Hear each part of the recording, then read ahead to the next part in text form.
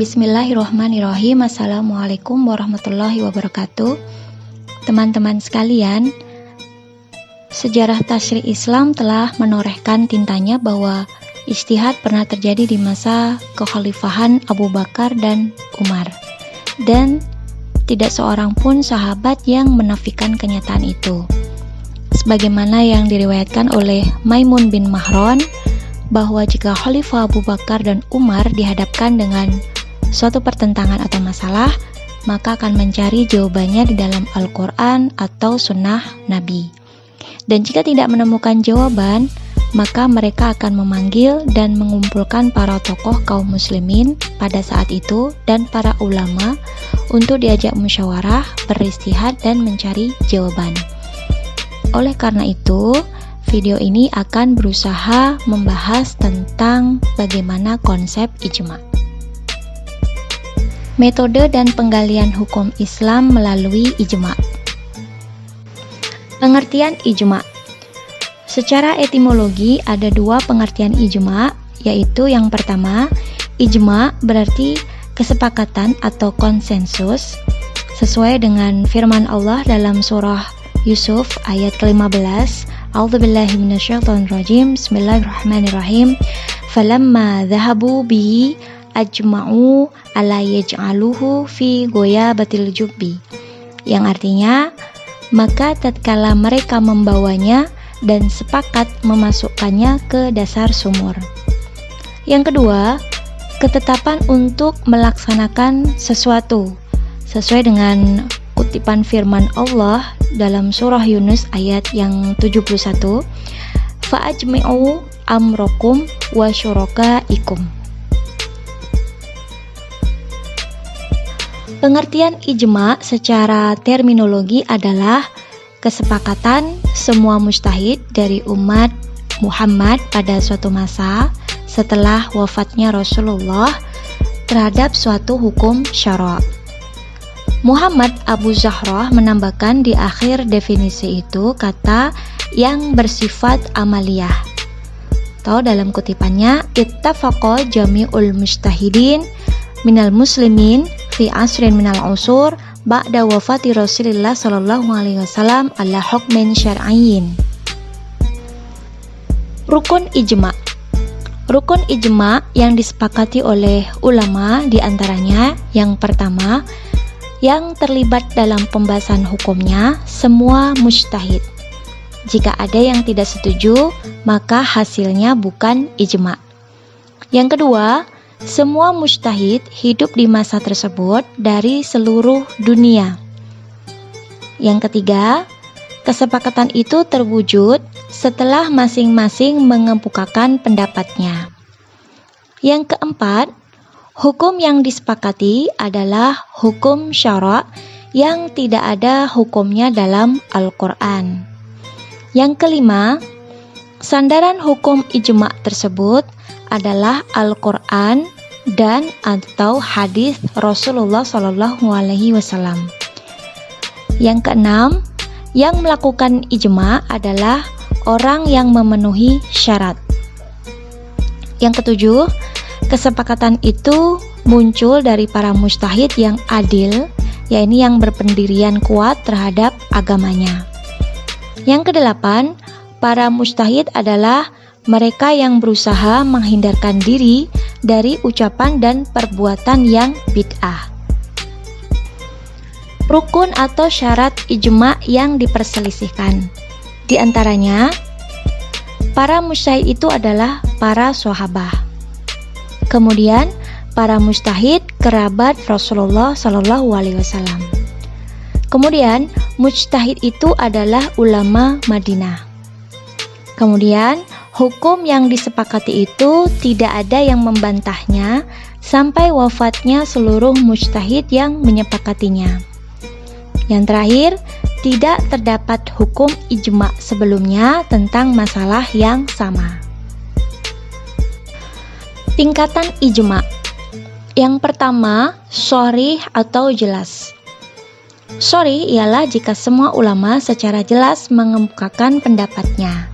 Ijma' sharih, kesepakatan para mujtahid baik melalui pendapat maupun perbuatan terhadap suatu masalah hukum yang dikemukakan dalam sidang ijma' setelah masing-masing mujtahid mengemukakan pendapatnya terhadap masalah yang dibahas. Ijma' ini bisa dijadikan hujah dan statusnya bersifat qat'i atau pasti. Yang kedua, sukuti atau diam. Sukuti ialah sebagian ulama diam atas pendapat mujtahid lain. Pendapat sebagian mujtahid pada satu masa tentang hukum suatu masalah dan tersebar luas, sedangkan sebagian mujtahid lainnya diam saja setelah meneliti pendapat. Pendapat ulama tentang ijma' sukuti. Yang pertama, Malikiyah, Syafi'iyah, dan Abu Bakar Al-Bakillani berpendapat bahwa ijma' sukuti bukanlah ijma' dan tidak dapat dijadikan hujah. Yang kedua, mayoritas ulama Hanafiyah dan Imam Ahmad berpendapat bahwa ijma' sukuti bisa dijadikan hujah yang qat'i. Yang ketiga, Al-Jubai dari Mu'tazilah berpendapat bahwa ijma' sukuti bisa dikatakan ijma' apabila mujtahid yang menyepakati hukum tersebut telah habis atau meninggal dunia. Karena bila mujtahid yang diam dalam persoalan itu masih hidup, mungkin saja sebelum mereka wafat ada yang membantah hukum tersebut. Yang keempat, Al-Hamidi, Ibnu Hajib, dan Al-Karhi berpendapat bahwa ijma' sukuti tidak bisa dikatakan ijma' tetapi dapat dikatakan hujah yang statusnya ini adalah dhonni. Kehujahan ijma'. Jumhur ulama usul fiqh berpendapat apabila rukun ijma' telah terpenuhi, maka ijma' tersebut menjadi hujah yang qat'i, wajib diamalkan dan tidak boleh mengingkarinya. Bahkan, orang yang mengingkarinya dianggap kafir. Masalah hukum yang telah disepakati dengan ijma' tidak boleh lagi menjadi pembahasan ulama generasi berikutnya, dan karena itu pendapat yang berbeda dengan ijma' tersebut tidak bisa membatalkan ijma' yang telah terjadi. Alasan ketidakbolehan tersebut dikarenakan hukum yang telah ditetapkan secara ijma' bersifat qat'i dan menempati urutan ketiga setelah Al-Quran. Tetapi Ibrahim Ibnu Syar An-Nazam, salah satu tokoh Mu'tazilah, Khawarij, dan Syiah ini berpendapat ijma' tidak bisa dijadikan hujah. Menurut mereka, ijma' seperti yang digambarkan jumhur ini tidak mungkin terjadi karena sulit mempertemukan seluruh ulama yang tersebar di berbagai belahan dunia. Selain itu, masing-masing daerah mempunyai struktur sosial dan budaya yang berbeda. Menurut Syiah, ijma' tidak bisa dijadikan sebagai hujah karena pembuat hukum adalah imam yang mereka anggap maksum atau terhindar dari dosa. Sedangkan ulama Khawarij dapat menerima ijma' sahabah sebelum terjadinya perpecahan politik di kalangan sahabah. Alasan tentang kehujahan ijma'. Yang pertama, jumhur.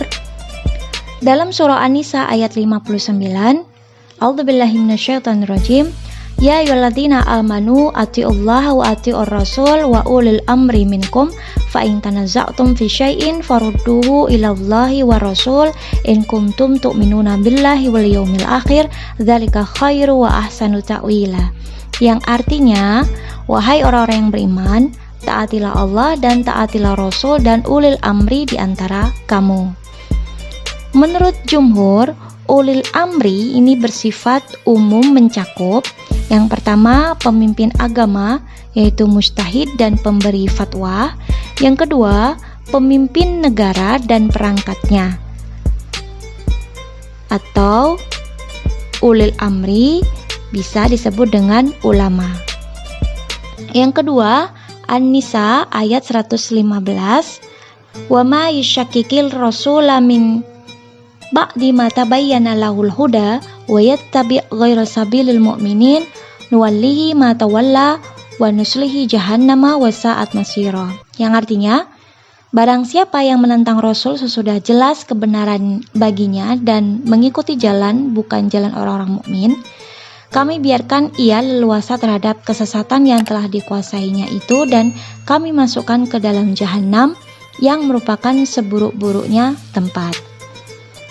Yang ketiga, hadis riwayat At-Tirmidzi, ummati la tastami'u 'alal khata', yang artinya umatku tidak akan melakukan kesepakatan terhadap yang salah.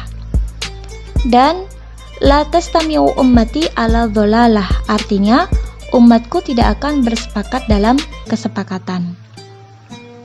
Kemudian wa sa'altullaha alla tastami ummati ala dhalalah fa'atoniha, yang artinya saya mohon kepada Allah agar umatku tidak sepakat melakukan kesesatan, lalu Allah mengabulkannya. Hadis riwayat Ahmad dan Tabrani.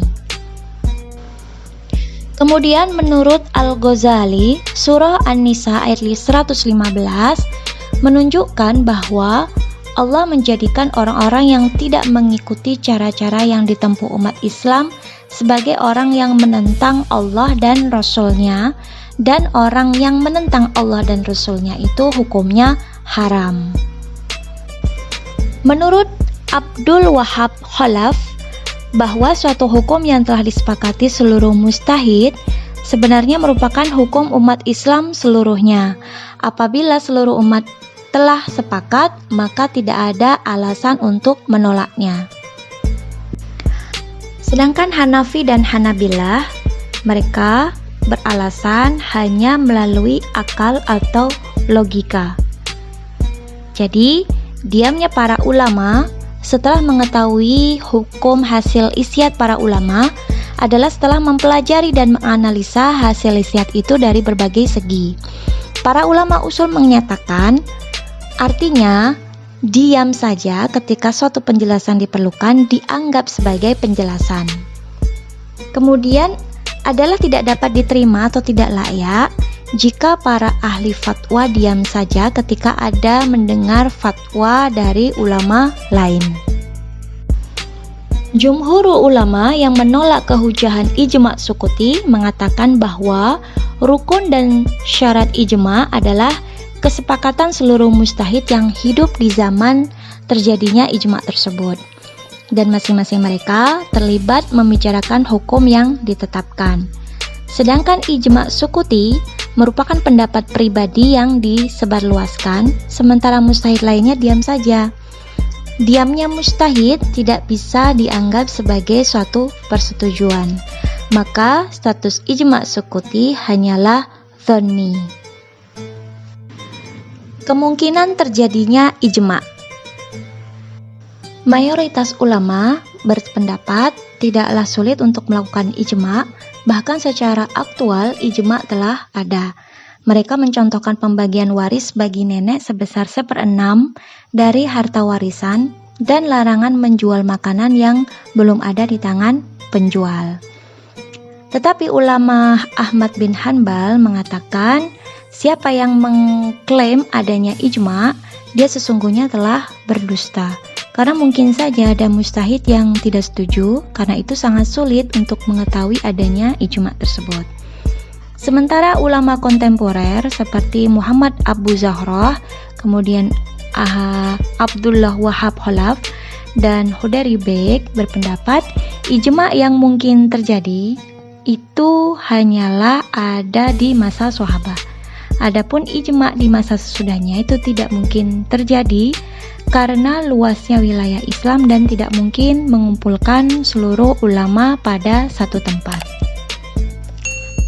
Teman-teman sekalian, sebagaimana dijelaskan tadi, bahwa jika ada masalah yang tidak ditemukan jawabannya baik dalam Al-Quran maupun Sunnah, maka para ulama bermusyawarah untuk menyelesaikan permasalahan tersebut. Khalifah Umar bin Khattab misalnya selalu mengumpulkan para sahabat untuk berdiskusi dan bertukar pikiran dalam menetapkan hukum.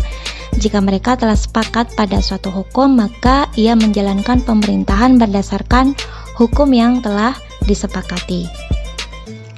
Walaupun para ulama kontemporer mengatakan bahwa ijma' yang terjadi di masa sesudah sahabat ini tidak mungkin terjadi karena beralasan luasnya wilayah Islam dan tidak mungkin mengumpulkan seluruh ulama pada satu tempat.